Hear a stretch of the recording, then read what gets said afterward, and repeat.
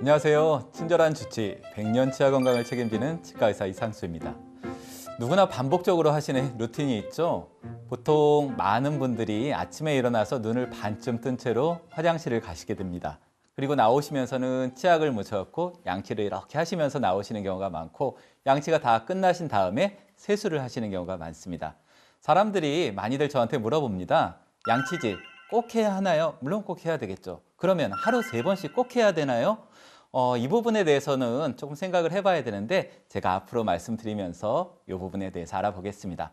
아침에 눈을 뜨자마자 입이 텁텁하고 냄새가 나서 양치질을 한다고 하시는 분들이 많이 있으세요. 보통 많이 물어보시는 게, 일어나자마자 양치하는 게 맞나요? 아니면 아침 먹고 양치하는 게 맞나요? 이런 것들 많이들 물어보세요. 정확하게 말씀드리면은 충치 예방적인 목적에서는 아침을 드시고 양치하시는 게 맞고요. 입냄새를 제거하는 목적이라면은 아침에 일어나서 양치를 하시는 게 맞습니다. 그렇기 때문에 아침에 일어나서 양치를 한번 했는데 아침밥을 드셨다. 그러면 양치를 하셔야 돼요. 안 그러면은 충치 예방 효과는 정확하게 없습니다. 그렇기 때문에 보통 하루 3번 식사를 하신다고 하면은 3번 양치질을 하라는 얘기가 기본적으로 맞는 얘기가 될 겁니다. 사실 양치질의 목적은 우리가 밥을 먹은 뒤에 입안에 남아있는 음식물 찌꺼기를 제거하는 데 있습니다. 때문에 하루에 4번을 밥을 먹었다. 나는 중간에 간식도 먹었다. 자기 전에 치킨 한번 먹었다. 그러면은 4번, 5번 양치하시는 게 맞습니다. 과거에는 보릿고개도 있고 또 먹고 살기도 힘든 시대, 정말 간식 같은 것도 없던 그런 시대에서는 하루 3번 끼니 챙기기도 힘들기 때문에 그냥 하루에 3번 식사하고 양치하시는 게 맞다라고 얘기를 했었습니다. 그렇지만 지금은 우리나라도 굉장히 발전을 했고, 현대인들 같은 경우에는 또 워낙 바쁘게 살다 보니까는 밥 먹고 양치하는 게 쉽지 않을 수가 있습니다. 집이라면 혹시 모르겠지만 밖에서는 그러기가 좀 어렵죠. 그래서 그걸 다 요구하기는 어렵고요. 그냥 하루 3번 식사하신 뒤에 양치하십시오. 그렇게 말씀을 좀 드리고 있는 거라고 생각하시면 됩니다. 여건이 되신다면 뭐 드신 뒤에는 양치하시는 게 맞습니다. 자, 물론 여러분들도 오늘 양치질을 하셨을 겁니다. 그런데 제가 양치질을 어떻게 하셨나요? 하고 여쭤보면은 대부분 당황하시는 경우들이 좀 많습니다. 그냥 칫솔로 이렇게 하는 거 아닌가요?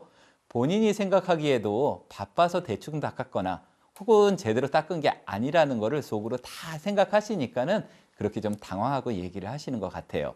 우리가 보통 어렸을 때 학교에서 양치질을 대부분 배우는데요. 좌우로 이렇게 치카치카, 노래도 있죠. 치카치카 닦으라고 배우다 보니까 사람들이 다 양치 이렇게 하는 건 되는 거 아니야? 라고 생각을 하시는데, 이걸 횡마법이라고 이야기를 합니다. 자, 횡마법 같은 경우에는 이렇게 칫솔이 있으면은 좌우로 이렇게 이를 닦는 이런 방법이기 때문에 여러분들은 대부분 횡마법에 대해서는 잘 알고 계세요. 자, 횡마법만 양치질에 있는 것이냐? 그거는 아닙니다. 양치질은 생각보다 굉장히 많은 방법들이 있습니다. 대표적인 양치 방법 크게 7가지가 있습니다. 회전법, 스틸만법, 바스법, 차터스법, 와타나베법, 폰스법, 횡마법. 여러분들 이런 얘기 처음 들어보신 분들 굉장히 많으실 거예요. 자, 그러면은 이 부분에 대해서 하나씩 설명을 좀 드리는데, 먼저 회전법에 대해서 말씀을 좀 드리겠습니다. 회전법은 치과 다니시는 분들이면 대부분 양치할 때 앞으로는 이렇게 돌려가면서 양치하세요. 이런 얘기 많이 들어보셨을 거예요. 회전법은 이렇게 칫솔을 치아에 대고 이렇게 돌리면서 쓸어내리듯이 이를 닦는다고 해서 회전법이라고 이야기를 합니다. 칫솔을 이에 대고 이렇게 돌리면서 닦는 방법이 있어요. 둥글둥글하게 돌리면서 닦는 방법인데, 이걸 폰즈법이라고 이야기를 합니다. 이 폰즈법 같은 경우에는 굉장히 닦기가 쉽기 때문에 유치원에서 아이들한테 처음 칫솔질을 가리킬 때 많이 사용을 하고 있는 방법입니다. 반면에 이제부터는 조금 낯선 방법들인데, 칫솔을 잇몸 쪽으로 이렇게 대고 이렇게 쓸어내리는 방법이 있어요. 이걸 스틸만법이라고 이야기를 하고요. 이렇게 된 상태에서 진동을 주는 방법이 있어요. 이걸 바스법이라고 이야기를 합니다. 반대로 칫솔을 씹는 면 쪽으로 이렇게 45도로 각도를 기울여서 이렇게 위로 올리는 방법이 있는데 이걸 차터스법이라고 이야기를 합니다. 또는 동일한 방법인데 칫솔모를 굉장히 작은 거를 사용을 해서 이렇게 치아 사이에 찔러 넣는 방법이 있어요. 이거를 와타나베법이라고 이야기를 합니다. 이 각 칫솔질 방법들은 각각 다 장단점이 있어서 어떤 경우에는 이 방법, 어떤 경우에는 저 방법을 쓰는 게 효과적입니다. 그러니까 이 7가지 양치 방법을 한 가지만 쓰시는 것은 아니고요. 다 섞어서 각 치아 부위에 맞게 골고루 쓰시는 게 좋습니다.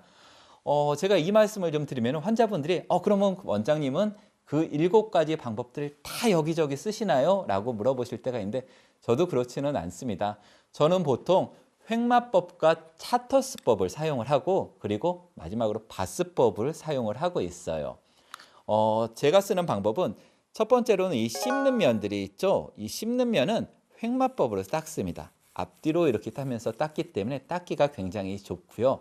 그 다음에 치아의 옆면들은 차터스법을 사용을 합니다. 칫솔모를 씹는 면 쪽으로 이렇게 45도 기울여서 이렇게 위쪽으로 저는 올려서 닦고 있습니다. 이렇게 올려서 닦을 때 장점은 치아와 치아 사이 부분을 잘 닦을 수 있다는 장점이 있습니다.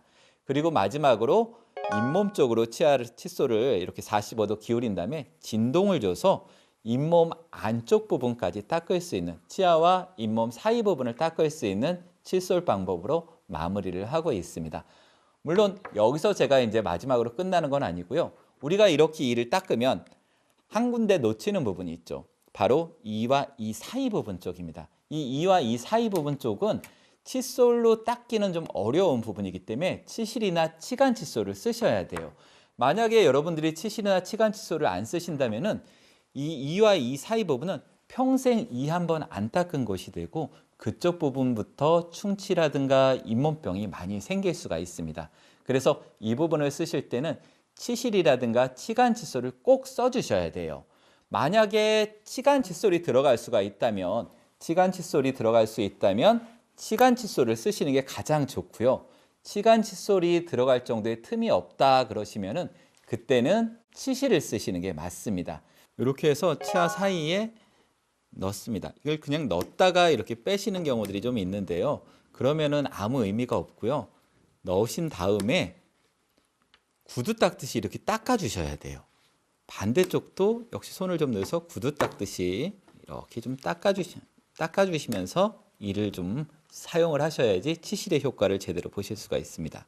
치실 같은 경우에도 굉장히 효과적이지만 아무래도 범위가 좀 크고 그러면은 실이 왔다 갔다 하는 것보다는 솔로 그냥 한 번에 쑥쑥 닦아주시는 게 훨씬 좀 좋습니다. 치간 칫솔은 굉장히 종류가 많습니다.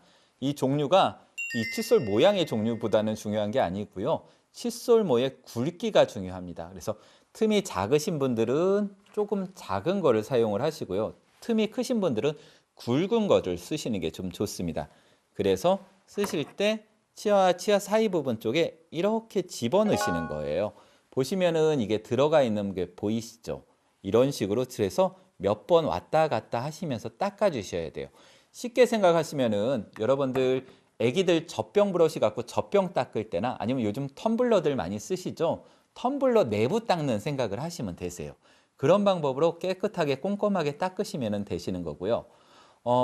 간혹 가다가 치간 칫솔이나 치실 많이 쓰면 이 사이 벌어지지 않냐고 물어보시는 분들이 있습니다. 절대 그렇지 않으니까 걱정하지 마시고요. 저는 이 치간 칫솔을 벌써 20년 이상 사용을 하고 있습니다. 그러면은 많이 또 물어보시는 게 치간 칫솔이나 치실을 쓸 때는 양치 전에 써야 되나요? 양치 후에 써야 되나요? 많이들 물어보시는데요. 딱히 거기에 대한 기준은 없습니다. 편하신 대로 사용을 하셔도 되는데 뭐 굳이 고르자면은 저는 양치 후에 하는 거를 많이 권해드리고 있습니다. 양치를 방금 다 끝내고 치간 칫솔을 사용을 해보시면은 의외로 거기서 음식물들이 나오는 거를 느끼실 수가 있어요. 이때 치약을 묻혀서 써야 하나요? 라고 또 묻는 분들이 좀 많이 있으세요. 칫솔이 작다 보니까 치약이 잘 안 묻습니다. 그래서 저는 양치를 먼저 다 하고 입을 헹구기 전에 입안에 거품이 남아있는 상태에서 그냥 치간 칫솔을 사용을 합니다. 그리고 이렇게 치간 칫솔 쓰면은 입안에 찌꺼기들이 많이 나오게 되겠죠. 그럼 또 좀 헹궈만 내긴 찜찜하니까 저는 그때 칫솔질을 한 번 더 하게 됩니다.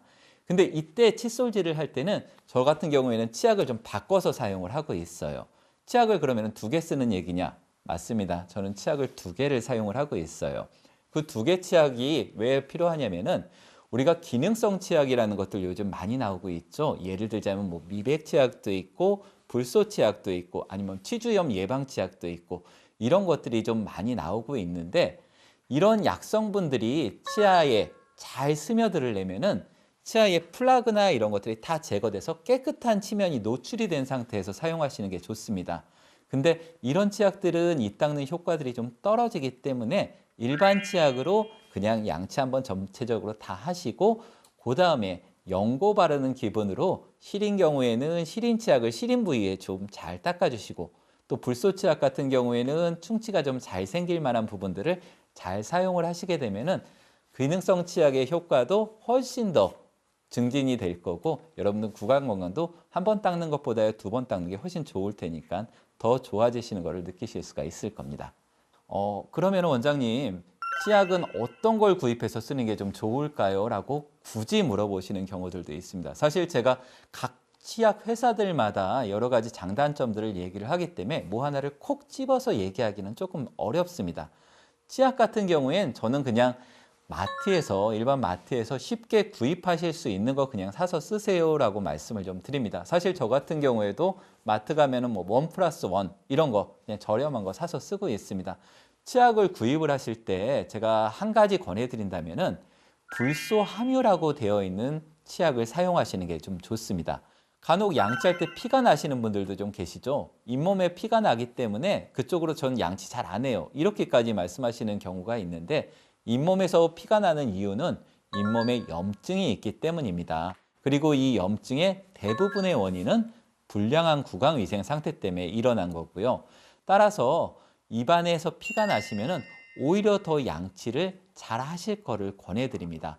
이렇게 입안에 피가 나더라도 양치를 잘 해주시면은 구강위생 상태가 개선이 돼서 많이 피가 나는 게 줄어들 거고요. 그거보다 조금 더 권해드린다면은 치과 가서 스케일링을 한번 받아보시는 것들도 좋습니다. 이 치석이라는 거는 단순하게 떼낀 게 아니고 균덩어리이기 때문에 치석들이 붙어 있으면 균들이 계속 잇몸을 자극을 하고 그래서 염증이 남아 있을 수가 있습니다. 만약에 이런 식으로 내가 양치를 일주일, 2주를 했는데도 피가 멈추지 않고 똑같다 증상이 그러면은 그때는 치과 가서 검진을 한번 받아보시는 게 좀 좋습니다. 단순하게 양치질로 해결이 되지 않을 정도로 잇몸 질환이 진행되어 있을 수가 있어서 그렇습니다. 치아는 한번 썩고 손상이 되면 스스로 회복이 되지 않는 조직입니다. 그렇기 때문에 치아가 건강할 때 잘 관리를 해주셔야 하고요. 치아 관리의 가장 쉬운 방법이 바로 양치질입니다. 오늘 배운 양치질 방법으로 생활 속에서 실천하시면서 100년 치아 건강 잘 지켜나가시기 바랍니다. 자, 지금까지 100년 치아 건강을 책임지는 치과 의사 이상수였습니다.